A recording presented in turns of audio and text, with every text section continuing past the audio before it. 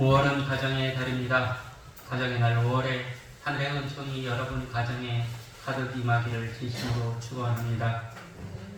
가정의 달 5월에는 특별한 날이 있죠. 5일 어린이날, 8일 어버이날, 15일 스승의 날이 있습니다. 왜 어린이날, 어버이날, 스승의 날을 집어넣었을까? 평상시 잊고 살았던 어린이, 어버이, 스승에 대해 사랑과 공경과 존경의 마음을 갖기 위해서 이 날을 집어넣었을 것입니다. 사람은 동물이 아니잖아요. 사람은 하나님의 형상을 입어 이 땅에 온 귀한 존재입니다. 그렇게 귀한 존재가 사람답게 살기 위해서 이런 날들을 지키는 것은 어찌 보면 당연한 것이라고 할 수가 있을 것입니다. 성경에는 이렇게 특별한 날을 정하라 이런 말이 없어요. 왜 그럴까요? 어린이는, 어버이는, 스승은 소중하지 않아서 이런 날을 정하라고 하지 않았을까? 왜 그러냐면 성경의 말씀을 보면 어린이, 어버이, 스승, 그리고 세상의 모든 생명은 날마다 존중받고 사랑받고 공경받아야 하기 때문에 어느 한 날을 특별히 정해서 그 날을 기념하라고 하지 않습니다. 우리는 날마다 하나님 보시기 합당한 모습으로 살아야 됩니다. 하나님 말씀을 붙들고 살아야 되는 것이죠. 하늘의 말씀이 중심이 된 세상 한번 생각해 보시기를 원합니다. 세상이요, 다른 건 다 없고요, 하늘의 말씀으로 가득해. 그러면 이 거칠고 메마른 사막 같은 땅이 물이 막 흐를 것 같은 느낌이 들지 않나요? 하나님의 말씀이 충만하면 그 사막 같은 세상에 꽃이 필 것 같지 않나요? 이사야서는 이렇게 얘기합니다. 사막에 샘 넘쳐 흐를 것이다. 이리들이 어린 양과 함께 뛰어놀고 표범과 어린 염소가 함께 뒹굴어 놀고 송아지와 사자와 살찐 짐승이 함께 자고 암소와 곰이 함께 먹으며 젖먹이 아이가 독사의 굴에 손을 집어넣어도 그 손이 상하지 않을 것이다. 강자와 약자가 어울려도 상하지 않을 것이다. 힘을 가진 사람과 힘을 가지지 않은 사람이 한데 어울리는 세상, 그 힘으로 사람을 판단하지 않는 세상, 그것이 말씀이 중심이 된 세상이다라는 거예요. 돈을 가진 사람이 대우를 받잖아요. 힘을 가진 사람이 대우를 받잖아요. 그러나 말씀이 중심이 된 사람은 힘이 기준이 아니에요. 돈이 기준이 아니죠. 말씀이 중심이 되기 때문에 사람들을 바라볼 때 어떻게 하면 하나님의 마음으로 바라볼까? 이것을 먼저 생각하는 것이죠. 여러분에게 여쭤봅니다. 우리 문내면의 교회가 몇 개죠? 4개죠? 예. 그러면 이 전라남도의 교회는 몇 개일까? 한번 생각해 보시면 좋을 것 같고요. 제가 그것은 검색해 보지 않은데 챗GPT에 물어봤습니다. 대한민국의 교회가 몇 개야? 이렇게 물어봤더니 챗GPT가 몇 개라고 가르쳐 줬을까요? 5만 개 정도 됩니다. 이렇게 가르쳐 줘요. 교회가 5만 개예요.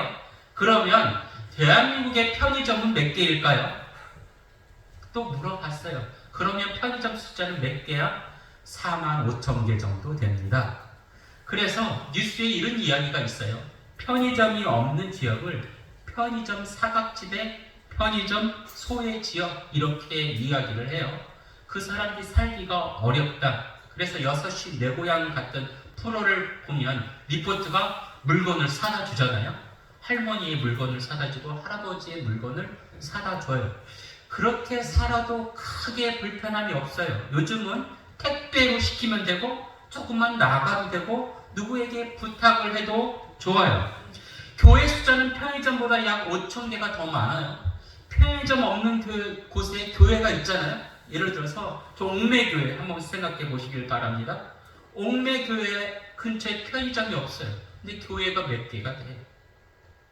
그렇게 교회가 많고 교회가 셀 수 없을 정도로 많은데 왜 이 땅에는 하나님의 말씀이 충만하지 않을까? 우수영 지역의 교회가 4개인데 이 우수영 지역에 왜 하나님의 말씀이 충만하지 않을까? 세상의 잘못인가, 교회의 잘못인가 한번 생각해 보기를 원합니다. 가정의 날 5월이라고 해서 늘 기쁜 날만 있는 것이 아니잖아요. 오늘이 5월 18일, 민족의 역사에 있어서 잊혀지지 않는 날이지요. 5월 18일에 대한 여러 가지 평가가 있었지만 지금 이제 어느 정도 정립되어 사람들은 그 일을 5.18 민주화 운동이라고 이야기를 해요. 그런데 어떤 정치인이 이렇게 얘기해요. 5.18 광주 사태라고 아직까지 이야기를 해요. 그 말을 듣는 그 시대의 당사자들은 얼마나 가슴이 아플까 한번 생각을 해봅니다. 왜 5.18 광주에 그런 민족의 아픔이 발생했을까? 그 아픔은 지금 종료되었나 아니면 현재 진행형인가? 어제도 수많은 정치인이 광주를 다녀갔고 오늘도 수많은 정치인이 광주를 다녀갈 것이고 우리 기장 총회에서도 광주 5.18 참배가 있습니다. 교회는 그 아픔을 치료하고 또 그 아픔의 새살이 나도록 기도하고 보듬고 있는가 한번 저는 여러분에게 여쭈어보고 싶습니다. 역사에는 수많은 아픔이 도배되어 있잖아요. 우리들은 그러잖아요. 우리들은 정말로 욕심 없이 편하게 살고 싶어요. 그런데 세상은 역사적으로 바라볼 때 편한 적이 별로 없어요. 편안한 적이 별로 없어요. 왜 그럴까? 제가 많이 곰곰이 생각해 봤어요. 목사라서 그런지 몰라도 저에게 주어지는 답은 딱 하나예요. 이 땅에 하나님의 말씀이 사라졌기 때문에, 하늘의 영이 사라졌기 때문에 사람들의 마음속에 하늘의 말씀이 사라지고 육신의 욕심이 가득했기 때문에 이 땅에 그런 폭력이 아직도 난무하는 것이다 라는 생각이 듭니다. 사람들이요, 마음속에 하나님의 말씀이 없으면 여기를 비워두는 것이 아니라 여기 욕심의 씨를 뿌려요. 그리고 욕심의 씨가 자라지 않게 되는데 욕심의 씨의 자리가 거름을 줘요. 비료를 주고 잘 크도록 해서 그 욕심의 나무를 만들어요. 욕심의 나무를 만들면 사람들은 더불어 살려는 것이 아니라 혼자만 살려는 생각을 갖게 되겠죠. 혼자만 살려는 세상, 여러분 살고 싶으신가요? 세상은 점점 어두워지고 썩어가게 됩니다. 오늘 우리는 구약성경 나훔서를 읽었는데 나훔 1장 1절을 보면 엘보스 사람 나훔 이렇게 얘기하고 니느웨가 받을 벌을 내다보고 있는 책, 심판을 예고하는 책 이렇게 이야기합니다. 니느웨 그러면 어떤 도시일까? 성경을 아시는 분은 탁 떠오를 거예요. 아, 요나 니느웨, 하나님께서 니느웨로 가라고 하는데 다시스로 가서 큰 물고기 뱃속에 집어넣었다가 3일 만에 나와서 다시 니느웨로 가서 회개를 선포했구나. 이 정도 기본적으로 아실 것입니다. 그리고 나서 100년이 지나서 하나님은 나홈의 입을 통해서 다시 한번 니느웨에 대해 하나님의 심판을 선포하게 만듭니다. 니느웨는 어떤 도시인가? 아수르라는 제국의 중심 도시예요. 그러니까 일제강점기 일본의 중심 도시가 동경이잖아요. 그런 도시가 니느웨라는 것이죠. 이 니느웨는 그 당시 살만 에살이 통치하고 있었는데 통치하는 그 순간 이 이스라엘이 멸망하기 약 20년 전쯤에 이 사네립의 장군 랍사게라는 사람이 이스라엘 향해서 이렇게 이야기를 해요. 우리가 정복한 그 땅들의 어떤 신들도 우리를 이겨내지 못하였다. 자기들의 백성을 구원하지 못하였다. 그리고 다시 한번 이스라엘 왕에게 이렇게 얘기해요. 너희가 하나님을 믿는다고 하지만 너희들이 믿는 하나님이 너희들을 구할성 싶으냐? 너희들의 하나님은 우리의 힘에 의해서 무릎을 꿇게 될 것이다. 어찌 구원을 바라겠느냐? 하나님을 조롱하는 거예요. 왜 그래요? 그 마음에 하늘의 영이 없기 때문에 하나님을 두려워할 줄 모르는 거예요. 아수르 제국은 세상 그 어떤 것도 두려워하지 않아요. 좋은 말로는 자신감이 넘쳤고 나쁜 말로는 건방진 모습이었지요. 그들이요 자신들의 군대를 다 이끌고 가는데 그 군대의 특징이 무엇이냐면 붉은 방패가 있어요. 붉은 방패를 들고 기마병을 입고 막 앞으로 무조건 돌격해 나가요. 정치적 목적으로 전쟁을 하는 것이 아니라 탐욕을 채우려고 그들은 전쟁을 했던 거예요. 그래서 성경은 이렇게 얘기합니다. 은을 털어가자. 금을 털어가자. 그들이 모은 세간을 털어가자.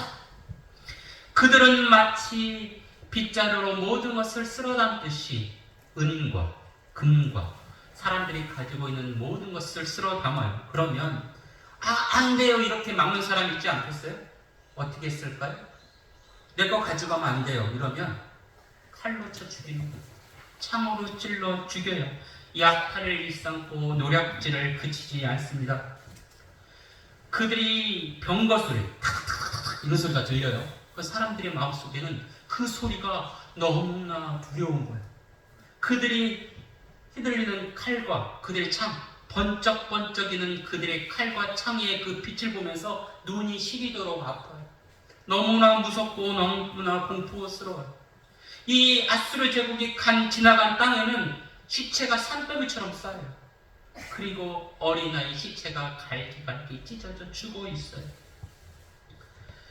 괜찮다 싶은 사람들은 죽이지 않고 어떻게 해요? 끌고 가서 종으로 삼고요. 끌려가지 않으려고 바둥바둥 거리는 사람들은 길 모퉁이에서 찢어서 죽여요. 왜 아수르 제국 사람들은 그들이 정복한 땅에 있는 약한 사람들을 그토록 죽였을까요? 왜 그랬을까요? 그들 마음에 하나님의 말씀이 없기 때문에, 욕심만 가득하기 때문에 세상의 모든 것들이 내 맘대로 될 줄 아는 것이죠. 생명을 살리라는 마음이 없는 사람들은 욕심을 채우기 위해서 상대가 죽는 것은 전혀 개의치 않습니다. 오늘 우리는 이스라엘의 역사를 살펴보았지만 지금 대한민국의 현실도 그 흐름에 크게 비켜서 있는 것 같지 않습니다. 여러분에게 여쭤봅니다. 대한민국을 한번 생각해 보십시오. 대한민국에 정의와 공의가 바로 서 있는지요? 대한민국이 살기 좋은 국가인지 여러분에게 여쭤봅니다. 제가 오늘 가운을 입고 서는데 조금 덥다는 느낌이 들어요. 그러면 6월 달에는 더 더울 것이고 7월은 더 더울 것이에요. 제가 이게 온 지 얼마 되지 않았지만 다음 주에는 선풍기를 틀어놔야겠구나 이런 생각이 들어요. 이제 7월, 8월쯤 되면 폭염이라는 뉴스가 나올 텐데 옛날에 우리나라가 그렇게 덥지 않았잖아요. 근데 어느 순간부터 이 나라가 너무 더워졌어요. 그래서 혹한처럼 폭염에 죽어가는 사람들이 많아요. 우리나라만 그런 것이 아니라 세계 곳곳에 폭염으로 죽어가는 사람들이 참으로 많아요. 미국에도 시카고 같은 데는 폭염으로 죽어가는 사람이 1년에 700명, 800명 정도 된다고 해요. 시카고라는 곳 한 군데서만.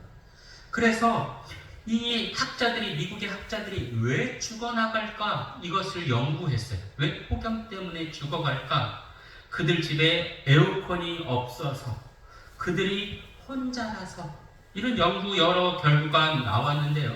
그들이 그러면 왜 혼자임에도, 에어컨이 없음에도 집 안에 있었을까? 연구를 해봤어요. 그랬더니 미국 사회가 어떤가요? 집 밖에 나가면 위험한 일들이 많아요. 다 총을 들고 다니잖아요. 그리고 슬램가 같은 경우는 어때요? 마약을 다 하고 다녀요. 그러니까 집 밖에 나가면 죽어요. 집 안에서도 덥지만 집 밖에 나가면 죽어요. 그래서 이 시카고 시장이 폭염이 됐을 때 비상기후 전략팀을 탁 만들어서 가동을 시켜요. 그리고 쿨링센터, 다른 말로 에어컨이 있는 곳, 에어컨이 가동되는 곳을 시에 34군데를 만들어요. 4군데를 만들었는데 사람들이 집 밖에 나올까요? 안 나올까요? 센터를 만들어도 집 밖에 못 나가요. 무서워서. 그래서 안 되겠다. 그래서 시카고 시장이 이번에는 무료 버스를 만들어요. 그들 집에 가서 데리고 와서 시원한 에어컨에 있다가 저녁 되면 집에도 데려다 주는 거예요. 그런데도 또 나오지 않는 사람들이 있어요. 그래서 이번에 공무원들을 보내요. 공무원들을 보내서 그들의 건강을 일일이 체크를 해요. 그랬더니 시카고의 폭염 사망자가 이전에 비해서 6분의 1로 줄어들었다. 엄청난 것이죠. 관심을 가지면 사람들이 아무리 폭염이라도 안 죽는다라는 거예요. 근데 관심을 갖지 않으면 사람들이 폭염이 아닌 작은 더위에도 죽게 된다는 거예요. 우리가 이 땅을 살면서 어떤 관심을 가지느냐에 따라서 사람들이 살아나고 사람들이 죽고 한다는 것이죠.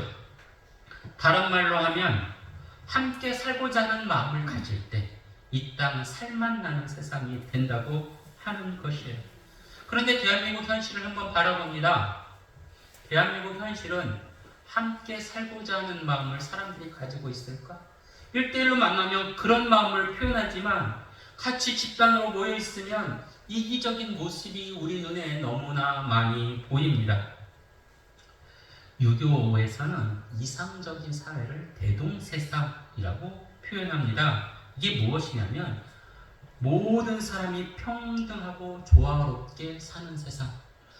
큰 뜻을 받들어 그 뜻을 따르면 결국 사람이 살기 좋고 사람이 행복하게 된다. 이렇게 이야기해요. 유교에서 말하는 큰 뜻이 무엇일까? 한번 생각해 보십시오. 저는 그 유교를 잘 몰라서 큰 뜻을 제가 알고 있는 말씀에 비추어 생각해 보았습니다. 세상에서 가장 큰 뜻이 무엇일까요? 하늘의 뜻. 그것이 가장 큰 뜻이 아닐까? 저는 믿습니다. 하늘의 뜻이 가장 큰 뜻이다. 예수님은 주님의 기도에서 이렇게 이야기하십니다. 하늘의 뜻이 땅에서 이루어지게 하옵소서. 하늘의 그 생각이 사람들의 머릿속에 박혀서 그 생각대로 살아가게 하여 주옵소서. 말씀이 내 안에 박혀서 말씀대로 살아가게 하옵소서. 하나님이 원하시는 것이 무엇인가? 생명이 생명답게 사는 것이죠. 이것이 제가 늘 여러분에게 말씀드리는 모든 생명이 생육하고 번성하여 땅에 충만하게 하는 것. 이것이 하나님이 인류에게 내린 첫 번째 명령이에요. 너 혼자 잘 살려고 하지 말고 같이 더불어 잘 살아라. 하나님이 인류에게 내린 명령, 그 명령을 이루기 위해서 우리가 어떠한 마음을 가져야 할까? 4가지로 생각해 보기를 원합니다. 하나님의 명령을 이루기 위해서, 하늘의 뜻을 이루기 위해서는 내 개인의 창고를 만들려고 하지 말아라. 욕심의 창고를 만들려고 하지 말아라. 골로새서 3장 5절에 보면 탐심은 곧 우상숭배이라. 욕심이 가득하면 죄를 낳고 죄가 장성하면 죽음을 맞게 될 것이다. 야고보서는 이렇게 이야기를 하고 있어요. 탐심은 우상숭배다. 예를 들어서 어떤 나무나 어떠한 돌이나 무슨 형상에게 비나이다 비나이다 비나이다 이렇게 하시는 분들 계시잖아요. 이 분들의 그 기도문을 한번 보시길 바랍니다. 그 기도문을 보면 뭐라고 써 있어요? 우리 아들 잘 되게 해주세요. 남편 사업 잘 되게 해주세요. 우리 가정 행복하게 해주세요. 다 대부분 그런 내용이에요. 건강하게 해주세요. 99.9가 다 그런 내용이에요. 혹시 거기 기도문을 보실 때 인류 공영을 이루게 해주세요. 세상의 정의와 공의가 바르게 서게 해주세요. 이런 기도문 하나라도 본 적 있으신가요? 없죠. 우상 숭배가 왜 죄냐? 개인의 욕심을 채우기 때문에, 그런 마음을 갖기 때문에 죄라는 거예요. 예를 들어서 부처님 앞에 가서 피난이다 피난이다, 산신령 앞에 가서 피난이다 피난이다, 우리 모두가 서로 사랑하며 살게 해 주옵소서 이러면 좀 날지도 모르겠어요. 근데 그렇게 말하는 사람이 하나도 없어요. 탐심은 우상 숭배니라. 개인의 욕심을 채우기 위해 살지 말아라. 이것이 하늘의 뜻이다 라는 것이에요. 두 번째 무엇이냐면,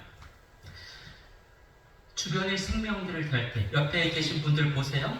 남이죠? 남인데 성경은 뭐라고 얘기해요? 모두 형제요 자매다 이렇게 얘기해요.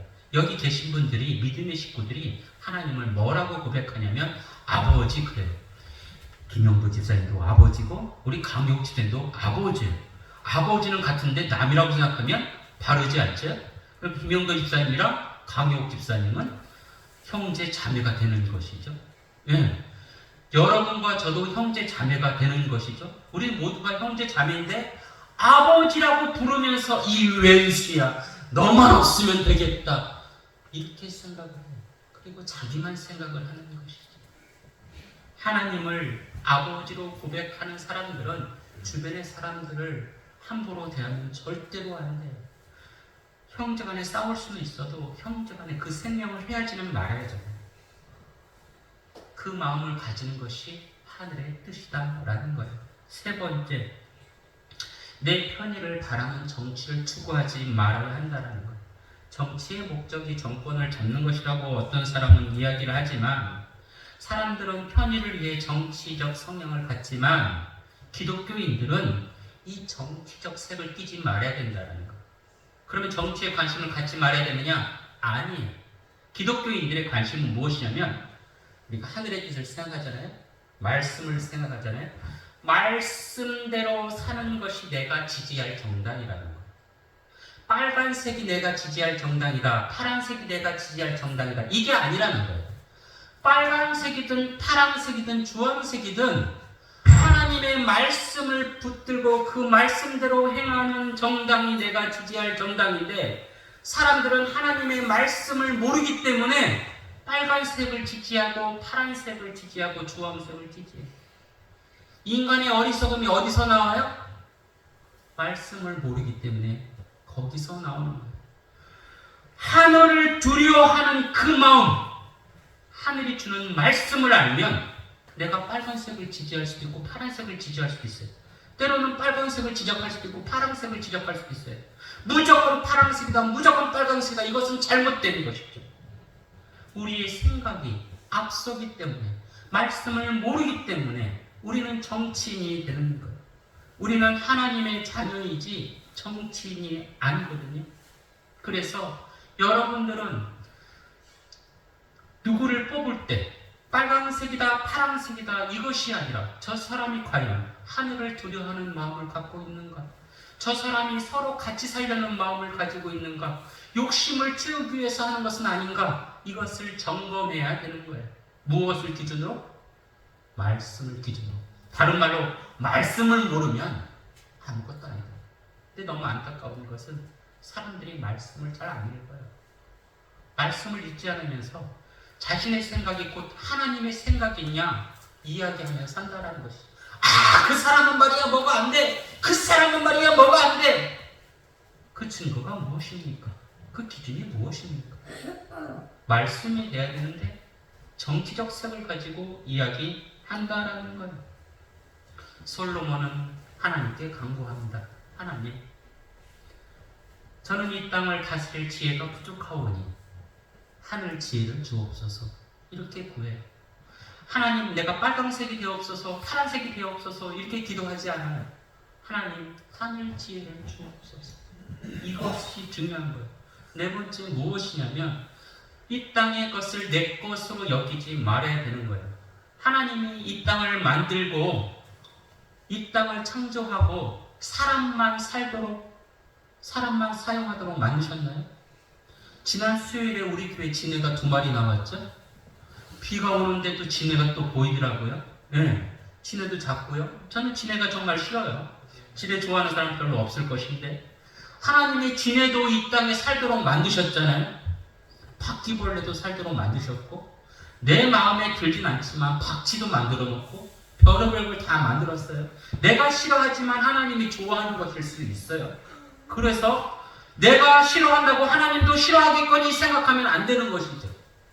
하나님, 저는 지네를 죽이고 싶지 않아요. 그래서 이렇게 기도합니다. 지네가 제 곁에만 오지 않게 하옵소서. 그럼 죽일 일이 없잖아요. 근데 제 곁에 오면 어쩔 수 없이 지네를 죽일 수밖에 없는 거예요. 그래서 기도합니다. 하나님, 지네를 죽이지 않게 하옵소서. 하나님께서 세상을 만들 때 지네도 사용하라고 만들었고 사람도 사용하라고 만들었고 한국인도 미국인도 일본인도 세상의 모든 사람들이 사용하라고 만들었는데 사람들은 착각해요. 하나님이 세상을 만들어 놓고 사람이 사용하도록 만들었다. 잘못된 것이죠. 또 어떤 사람들은 한국인만 잘 되면 그만이다 이렇게 얘기하는 사람들이 있어요. 전라도 사람만 잘 되면 그만이다 이렇게 말하는 사람도 있어요. 지금 뉴스를 보니 미국인만 잘 되면 그만이다. 라는 생각을 가진 사람들이 많이 있는 것 같아요. 오늘도 어젠가요? 뉴스를 보니 가자지구에 130명 넘는 사람이 하루에 죽었다고 하더라고요. 만약에 미국에 130명이 하루에 죽었다고 하면, 테러로 죽었다고 하면 미국이 가만히 있겠어요? 근데 가자지구는 130명 죽는 것이 아무것도 아닙니다. 하나님께서는 미국 사람과 가자의 사람이 똑같은 하나의 생명으로 만들었는데 힘 있는 자들만 잘 사는 세상이 아니에요. 모든 사람이 잘 살아야 되는 세상이죠. 독립운동가 김구 선생님은 이런 꿈을 꾸셨습니다. 나는 우리나라가 세계에서 가장 아름다운 나라가 되기를 원한다. 가장 부강한 나라가 아니라 가장 정의롭고 평등한 문화국가가 되기를 원한다. 이 김구 선생님의 마음은 탐욕이 없는 것, 상대가 행복하기를 바라는 마음을 가진 것이죠. 이것이 무슨 마음인가요? 성령이 주는 마음. 김구 선생님은 또 이런 말씀도 남기셨어요. 나는 이 나라가 독립하기만 한다면 어떤 고난도 받겠다. 이 민족이 자유롭고 평등한 나라가 된다면 그것이 바로 하늘나라입니다. 생각해 보세요. 이 나라가 독립하기만 한다면 나는 죽어도 상관없겠다. 이런 표현을 한 거예요. 예수님의 표현과 비슷하죠. 나는 죽어가는 생명을 살릴 수만 있다면 십자가의 죽음도 마다하지 않겠다. 이 마음이 바울에게도 엿볼 수가 있는데요. 이렇게 얘기해요. 내가 달려갈 길과 주 예수께 받은 사명 곧 하나님의 은혜의 복음을 증언하는 일에 마치려 하면은 나의 생명을 조금도 귀한 것으로 여기지 아니한다. 하늘의 복음을 위해서면, 다른 말로 생명을 살리는 일을 한다면 나는 내 생명도 버려도 상관없다. 이런 고백을 하는 거예요. 제가 대한민국에 태어났잖아요. 제 아들이 대한민국 사람이에요. 큰아들이 군대를 제대했어요. 작은아들이 조금 있으면 군대를 갑니다. 그러면 우리는 어쩔 수 없는 대한민국 사람이겠죠. 그래서 저는 대한민국이 잘 되기를 바라요. 그리고 앞으로 얼마 안 있으면 또 우리 아들 장가간다고 나설 줄 모르겠어요. 그러면 손주도 생기겠죠? 손주도 어느 나라 사람으로 살아갈까요? 대한민국 사람으로 살아가겠죠. 근데 이 대한민국이 어때요? 하나님의 말씀이 없는 것 같아요. 너무나 안타까워. 내 아들이 살고 내 손주가 살아갈 것이고 나도 살고 여러분도 살아가는데 이 땅에 하늘의 말씀이 없어요.